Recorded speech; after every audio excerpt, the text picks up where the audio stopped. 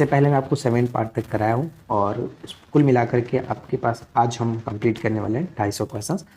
और इस वीडियो के बाद मैं सभी वीडियो को मर्ज करके एक मास्टर वीडियो आप लोगों को दे दूंगा ताकि आप रिविजन्स भी कर सकें, ठीक है। और इसका एक अलग प्लेलिस्ट बना हुआ है एंशिएंट हिस्ट्री करके, तो आपको जब भी रिवीजन करना है जाकर के यहाँ पे अच्छे अच्छे क्वेश्चंस का रिवीजन कर सकते हैं।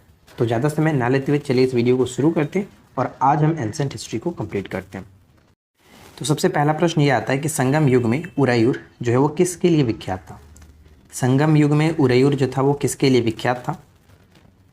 तो राइट आंसर ध्यान रखना है कि संगम युग में उरैयूर जो है वो कपास के व्यापार के लिए फेमस था, कपास के व्यापार के लिए महत्वपूर्ण केंद्र था। तो यहाँ पे हम सी को टिक करेंगे। क्वेश्चन नंबर 2 आता है कि वेणी के युद्ध में चेर और पांडे वंश की संयुक्त सेना को किस चोल शासक ने पराजित किया था। वेणी के युद्ध में चेर और पांडे वंश की संयुक्त सेना ने किस चोल शासक ने, यानी दोनों की संयुक्त सेना को किस चोल शासक ने परास्त किया था। तो है करिकाल। करिकाल ध्यान रखेंगे ऑप्शन सी। और यहाँ पे थोड़ा सा हम पढ़ लेते हैं इनके बारे में कि करिकाल जो है वो चोल वंश के सबसे महत्वपूर्ण शासक थे। इन्हें जले हुए पैर वाला शासक भी कहा जाता था। वे 7 सुरों का ज्ञाता भी थे। करिकाल ने वेणी के युद्ध में चेर और पांडे वंश की संयुक्त सेना को परास्त किया, जिसे उनकी सबसे महत्वपूर्ण उपलब्धि मानी गई। और एक पॉइंट और याद रखेंगे, पटनी पलाई उनके जीवन और सैन्य विजय को चित्रित करते हैं। तो बस आपको ये याद रखना है कि ये एक युद्ध हुआ था, वेणी का युद्ध, जिसमें चेर और ध्यान रखना था चेर और पांडे वंश की जो संयुक्त सेना को परास्त किया था करिकाल ने, ठीक है। कई बार ये प्रश्न पूछा गया। संगम साहित्य में निम्न वंशों में से किस एक का उल्लेख नहीं मिलता है। तो इससे पहले भी हमने डिस्कस किया हुआ है कि संगम युग में जो संगम युग में जो वंश के बारे में उल्लेख किया गया वो है आपका चोल, चेर और पांडे। पल्लव का उल्लेख नहीं मिलता है, तो यहाँ पे हमारा डी हो जाएगा जो कि उल्लेख नहीं है, ठीक है। नेक्स्ट आता है कि संगम ग्रंथ तोलकापियम किस विषय पर आधारित है। तो ध्यान रखना है कि जो तोलकापियम है वो आपका व्याकरण पर आधारित है। तो यहाँ पे हम बी को टिक करेंगे, व्याकरण पर आधारित है। संगम चोल वंश के उरैयूर के स्थान पर ध्यान रखेंगे कि संगम चोल जो थे, चोल वंश उरैयूर के स्थान पर किस स्थान को राजधानी स्थापित की गई थी।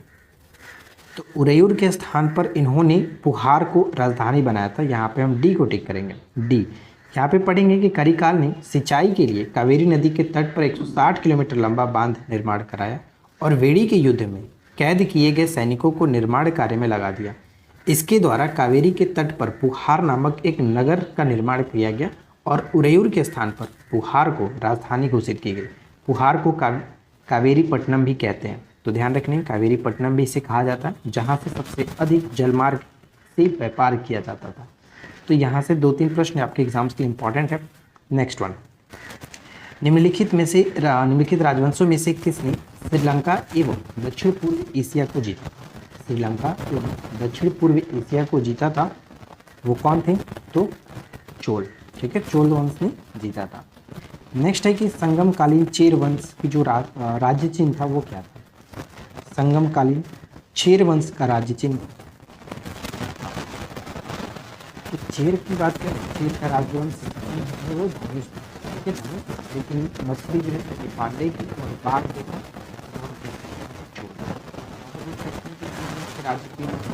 चोल वंश का राज्य चिन्ह बाघ, पांडे वंश का राज्य चिन्ह मछली। नेक्स्ट वन, मुगल काल में उत्तर भारतीय व्यापार निम्नलिखित में से किस पतन से संचालित होता था। गुप्त काल में उत्तर भारतीय व्यापार जो है वो किस पतन से संचालित होता था।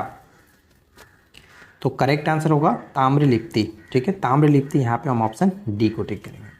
संगम काल के प्रमुख देवता थे, संगम काल के प्रमुख देवता कौन थे।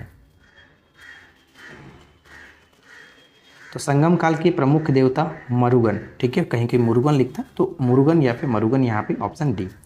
निम्नलिखित में से कौन सा मिलान असत्य है। एक तरफ संगम और दूसरी तरफ अध्यक्ष, यानी संगम जो हुआ था, पहला संगम, द्वितीय संगम, तृतीय संगम, उसकी अध्यक्षता किसने की थी, वो यहाँ पे मिलान किया गया।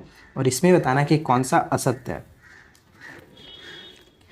देखिए, प्रथम संगम की अध्यक्षता अगस्त्यस ने किया था, द्वितीय संगम की अध्यक्षता अगस्त्य और तोलकापियर ने किया, और तृतीय संगम नकीकर। तो यहाँ पे हम कह सकते हैं कि कोई भी असत्य नहीं है। यहाँ पे डी को टिक करेंगे, डी बिल्कुल सही है। यहाँ पे पढ़ लेते हैं, कि पहला तमिल संगम मदुरई के दक्षिण में, ध्यान रखेंगे, मदुरई के दक्षिण में पांडे राजा मेकर्थी के संरक्षण में आयोजित किया गया था। अगस्त्य से प्रथम संगम के अध्यक्ष थे। संरक्षण पूछा जाए तो पांडे राज्य के संरक्षण में, और कौन थे राजा, तो राजा मेकर्थी, राइट। नेक्स्ट आता है दूसरा जो तमिल संगम है वो पांड्यों की दूसरी राजधानी कपाटपुरम में आयोजित किया गया था। इसके अध्यक्ष अगस्त्य और तोल्कापियर थे, राइट। तीसरा की बात करें तो तीसरा तमिल संगम मदुरई में आयोजित किया गया। इसके अध्यक्ष तमिल कवि नक्कीकर थे। तो यहाँ पे तीनों याद रखना है कि कहाँ पर आयोजन किया गया और साथ ही साथ उसकी अध्यक्षता किसने की थी, राइट। तो ये तीनों इंपॉर्टेंट है। नेक्स्ट आता है कि कपाटपुरम में संपन्न द्वितीय संगम का एकमात्र शेष ग्रंथ कौन सा है। कपाटपुरम में संपन्न द्वितीय संगम का एकमात्र शेष ग्रंथ कौन सा है। अगस्त्य और तोल्कापियर ने इसकी अध्यक्षता की थी द्वितीय संगम की। तो ध्यान रखेंगे करेक्ट आंसर निकल के आएगा ऑप्शन ए, तोल्कापियम ऑप्शन ए। चलिए आगे बढ़ते हैं।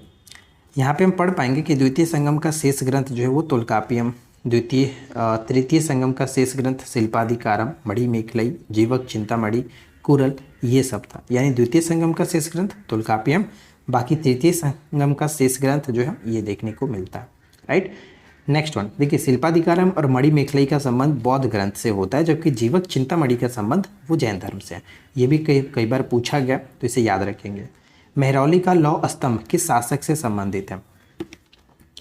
मेहरौली का लौह स्तंभ जो है वो किस शासक से संबंधित है, तो ऑप्शन डी होगा, चंद्रगुप्त द्वितीय, ठीक है, चंद्रगुप्त द्वितीय। यहाँ पे ऑप्शन हम डी को टिक करेंगे। तो यहाँ पे एक पॉइंट और याद रखेंगे कि मेहरौली का जो लौह स्तंभ है वो चंद्रगुप्त द्वितीय ने, गुप्त शासक चंद्रगुप्त द्वितीय या फिर चंद्रगुप्त विक्रमादित्य ऐसे भी याद रख सकते हैं, इन्होंने इसका निर्माण कराया था। नेक्स्ट आता है कि किस गुप्त कालीन शासक को कविराज कहा जाता है। किस गुप्त कालीन शासक को कविराज के नाम से जाना जाता है। तो समुद्रगुप्त के बारे में तो आपको पता ही है, जिन्हें B.A. स्मिथ ने भारत का नेपोलियन के नाम से नवाजा था, समुद्रगुप्त। गुप्त काल को प्राचीन भारत का क्लासिक युग क्यों कहा जाता है। गुप्त काल को प्राचीन भारत का क्लासिक युग क्यों कहा जाता है, तो ऑप्शन यहाँ पे बी बनेगा कि कला व साहित्य के क्षेत्र में अपने चरमोत्कर्ष पर पहुँचने के कारण इसको कहा जाता है, ऑप्शन बी। किस सतवाहन शासक के बारे में कहा जाता है कि उसके घोड़े ने तीनों समुद्र का पानी पिया था। किस सतवाहन शासक के बारे में कहा जाता है कि उसके घोड़े ने तीनों समुद्र का पानी पिया था, तो गौतमीपुत्र सतकर्णी, ठीक है, गौतमीपुत्र सतकर्णी सतवाहन के सबसे महानतम शासक के रूप में इनको माना जाता है। देखिए नेक्स्ट प्रश्न ये आता है कि निम्नलिखित में से कौन सा कथन असत्य है, कौन सा कथन असत्य है। तो चारों पॉइंट्स को अच्छे से पढ़िए वीडियो को रोक करके, और उसके बाद गेस करिए कि क्या असत्य है यहाँ पे। चलिए हम एक एक पॉइंट्स को कवर करते हैं। सिमुक ने कड़ शासक, जो कड़ वंश के शासक थे, सुशर्मन की हत्या कर दी और सतवाहन या फिर आंध्र सतवाहन वंश की नींव डाली। यानी सतवाहन वंश की स्थापना किसने किया, सिमुक ने किया था। ये प्रश्न याद रखना, ठीक है।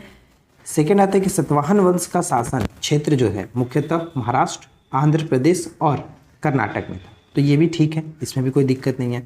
सतवाहन की राजधानी जो थी वो प्रतिष्ठान था, ये भी करेक्ट है। तो गलत यहाँ पे अब होगा ऑप्शन डी। अब गलत कैसे है, तो सतवाहन की जो राजकीय भाषा थी वो संस्कृत नहीं प्राकृत थी, तो ये गलत हो गया, प्राकृत थी और लिपि इनकी ब्राही, ये सही है।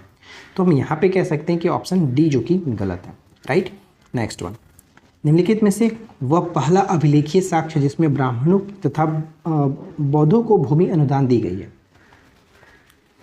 वो कौन सा पहला अभिलेखीय साक्ष्य है जिसके अंतर्गत हमें जानने को मिलेगा कि ब्राह्मणों और बौद्धों को भूमि अनुदान दी गई थी। तो वो है आपका नानाघाट अभिलेख, ऑप्शन सी, नानाघाट अभिलेख, ऑप्शन सी को टिक करेंगे। नेक्स्ट वन देखिए, नेक्स्ट वन आता है कि इसने 2 अश्वमेध तथा 1 राजसूय यज्ञ का अनुष्ठान किया। पुराणों में इसे कृष्ण का पुत्र कहा गया। यह कथन किस सतवाहन वंश के शासक के बारे में है, तो सतकर्णी प्रथम, ठीक है, सतकर्णी प्रथम को ऐसा माना जाता है। पुराणों में इसको माना जाता है कि कृष्ण का पुत्र थे, साथ में 2 अश्वमेध यज्ञ और 1 राजसूय यज्ञ इन्होंने संपन्न कराया। तो ऑप्शन यहाँ पे ए होगा। अगला प्रश्न आता है कि भरहुत जो स्तूप था, इसको बनाने का श्रेय निम्नलिखित में से किसे जाता है? भरहुत स्तूप को बनाने का श्रेय, निर्माण करने का श्रेय किसको जाता है? तो ऑप्शन बी होगा, पुष्यमित्र शुंग। ठीक है, पुष्यमित्र शुंग ऑप्शन बी। इसके बारे में आप यहाँ पे पढ़ करके अच्छे से समझ सकते हैं। यहाँ पे देखिए क्लियरली लिखा हुआ है कि पुष्यमित्र बौद्ध विरोधी था, लेकिन भरहुत स्तूप बनाने का जो श्रेय है उसे ही दिया जाता है। तो ये पॉइंट आप पढ़ करके समझ सकते हैं। देखिए इस वीडियो का आखिरी प्रश्न और इस सीरीज का आखिरी क्वेश्चन आपके सामने ये है कि प्राचीन पतन जो कि पुहार किसके तट पर स्थित था? पुहार जो है वो किसके तट पर स्थित था? पुहार जिसे हम लोग कावेरी पट्टनम के नाम से भी जानते हैं, उरयूर के बाद चोलों ने इसकी दूसरी राजधानी यहाँ पे बनाया था। तो यहाँ पे हम कह सकते हैं सही आंसर हो जाएगा कावेरी। ठीक है, कावेरी ऑप्शन बी को टिक करेंगे। तो कुल मिलाकर के यहाँ पे हमने बहुत सारे क्वेश्चंस, 250 से भी ज़्यादा हमने क्वेश्चंस कवर किया, क्योंकि अगर आप एक्सप्लेनेशन को भी देखोगे तो बहुत सारे क्वेश्चंस हो जाएंगे जहाँ से आपको अच्छे अच्छे क्वेश्चंस मिल जाते हैं। राइट, मैंने 8 पार्ट में 250 क्वेश्चंस को कवर किया। आई होप कि ये वीडियो आपके लिए हेल्पफुल रही होगी, ये सीरीज़ आपके लिए हेल्पफुल रही होगी। अब मैं इन सभी वीडियोज़ को मर्ज करके एक मास्टर वीडियो आप लोगों के लिए तैयार करूँगा। अगर आपको रिवीजन करना हो तो आप एक वीडियो के साथ रिवीजन करके एग्ज़ाम्स में जा सकते हैं, जहाँ से डेफिनेटली मैं 100% श्योर हूँ कि कुछ ना कुछ क्वेश्चंस आपको यहाँ से देखने को मिल जाएगा। ठीक है, तो बस इस वीडियो को जब भी जाइए एग्ज़ाम्स में तो रिवीजन करके जाना है। आई होप कि ये वीडियो आपके लिए ज़रूर हेल्पफुल रहेगा।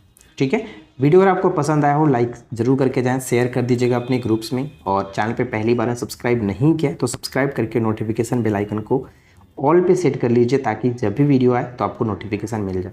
तो चलिए हम मिलते हैं नेक्स्ट क्लास में नई वीडियो के साथ। Thanks for watching, keep learning, have a good day.